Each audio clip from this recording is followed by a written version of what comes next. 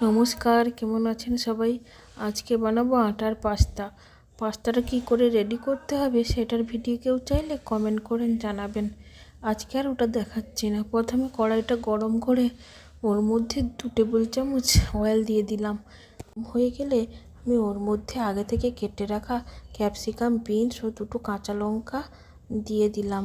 স্বাদ অনুযায়ী লবণ দিয়ে সবজিগুলো ভালো করে নাড়িয়ে নিলাম এবং সবজিগুলো হালকা লাল লাল হয়ে এলে ওর মধ্যে আমি আগে থেকে কেটে রাখা বাঁধাকপি দিয়ে ভালো করে ভেজে নিলাম এবং সবশেষে একটা আধখানা পেঁয়াজ দিয়ে ভালো করে সবজির সাথে মিশিয়ে ভালোভাবে ভেজে নিলাম। সবজিগুলো ভালোভাবে ভাজা হয়ে গেলে আমি ওর মধ্যে একটা ডিম দিয়ে দিলাম। ডিম দিয়ে ওর মধ্যে স্বাদ অনুযায়ী লবণ ও তেল দিয়ে ভালো করে ভেজে সবজিগুলোর সাথে মিশিয়ে নিলাম। সবজিগুলো প্রায় 50% মতো ভাজা হয়ে গেলে ওর মধ্যে আমি পাস্তাটা অ্যাড করে আবারও ভালো করে ভেজে নেব। এখন নাড়িয়ে ওর মধ্যে আমি এবার 1 চামচ পরিমাণের মতো সয়া সস ও 2 চামচ পরিমাণ টমেটো সস মিশিয়ে পাস্তাটাকে ভালোভাবে ভেজে নেব। এইভাবে ভালোভাবে ভেজে নিলে রেডি হয়ে যাবে আমাদের আটার পাস্তা। ভিডিওটি কেমন লাগলো অবশ্যই বাড়িতে বানিয়ে দেখবেন এবং আমাকে কমেন্ট করে জানাবেন। ধন্যবাদ।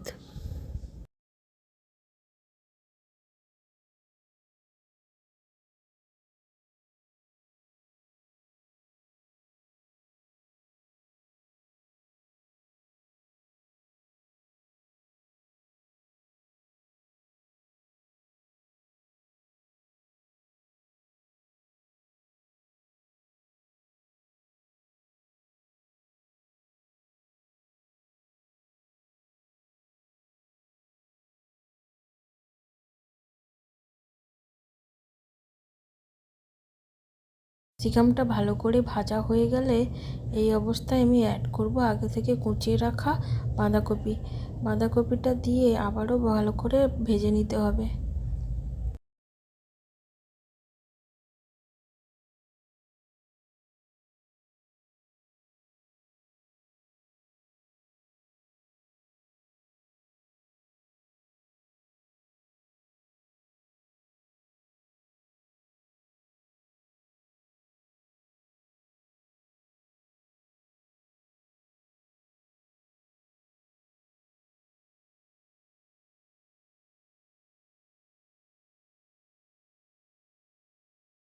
সবজিগুলো লাল লাল করে ভাজা হয়ে গেলে ওই কড়ার মধ্যে একটা ডিম দিয়ে দিতে হবে এবং ডিমের মধ্যে স্বাদ মতো লবণ এবং কিছুটা তেল দিয়ে ভালো করে ভেজে নিতে হবে।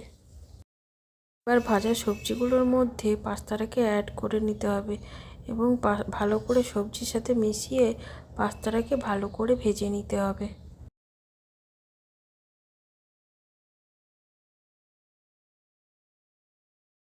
সবজিটা ভালো করে ভাজা হয়ে গেলে ওর মধ্যে অল্প পরিমাণে সয়া সস এবং 1 চামচ মতো টমেটো সস অ্যাড করে দিতে হবে।